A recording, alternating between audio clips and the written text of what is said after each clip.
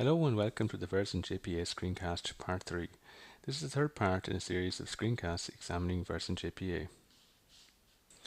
In Part 3, we will examine how we can use Spring and Versant JPA together. We'll take a look at using Spring to inject an EntityManager and how to use Spring AOP to manage transactions. This tutorial assumes you have completed Part 1 and 2 and will omit installation and database creation. The tutorial can be easily imported into Eclipse and also compiled using Maven. We will use the entities book and person as our entities for this tutorial. A book can have one or more authors as defined by the one-to-many relationship. The person entity has the properties ID, first name, last name, and does not model the relationship to books.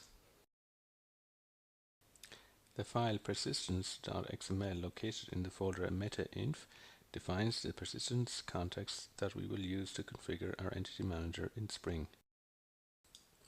Let's take a look at the contents of persistence.xml. The persistent unit is named Spring JPA, and we'll use this later to configure our EntityManager factory.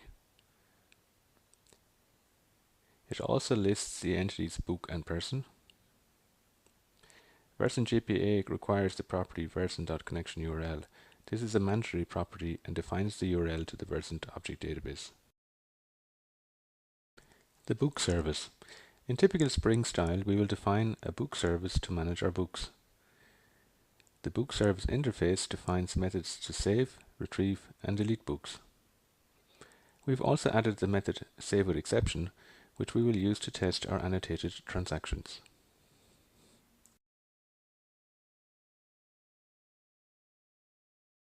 If we now take a look at the book service implementation, we will see how Spring injects the EntityManager and also manages transactions. Notice the property EntityManager has the annotation persistence context. Spring will automatically inject an EntityManager for this property.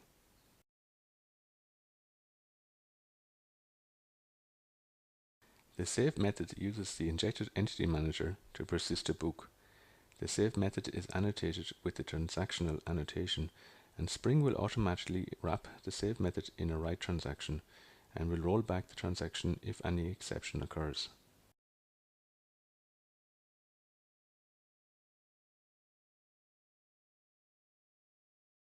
The method getAllBooks uses a simple JPQL query to retrieve all books stored in the database.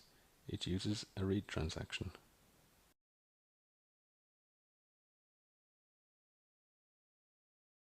To delete a book, we must first retrieve it from the database using a JPQL query, remove it from the EntityManager, and last but not least, commit the transaction.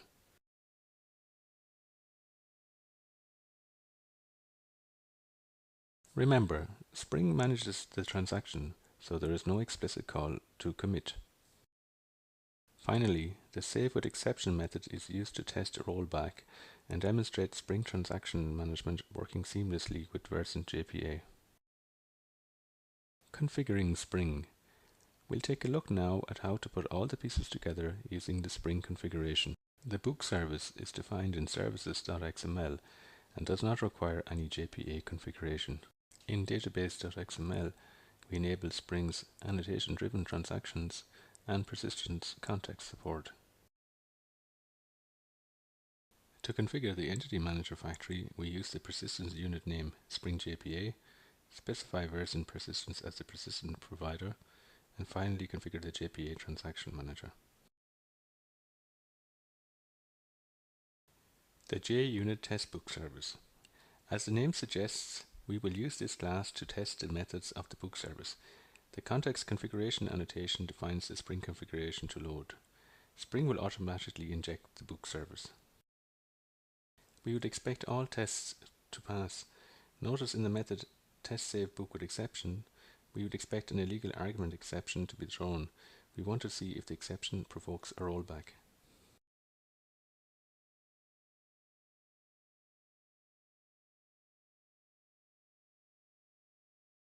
Running the JUnit test book service. We can now run the test book service in Eclipse. Right-click on the class and choose Run as JUnit test. As expected, all our tests pass. take a look at the console output, you will notice that the exception did indeed cause a rollback. The tests show how easy it is to use Spring and Versant JPA.